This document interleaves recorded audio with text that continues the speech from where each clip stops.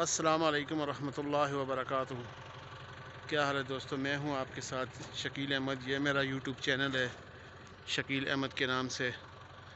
आज मैं आपको तुरबा की इस वादी में आया हूं। वादी अल आइना इसका नाम है। और ये माशाल्लाह कितनी खूबसूरत वादी है, देखें। और इसके ये पहाड़ कितना ज़बरदस्त, जैसे पूरी एक दीवार की तरह बना हुआ। और ऊपर से देखें बिल्कुल प्लेन एक साथ की तरह। आज हम लोग इस जगह में काम के लिए आए, काम के सिलसिले में आए हुए हैं। ये देखें साथ में मेन रोड है इधर। ये एक ट्रेलर गाड़ी आपको जाती हुई नज़र आ रही होगी।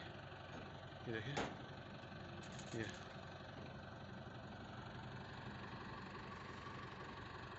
माशाल्लाह बहुत खूबसूरत वादी है।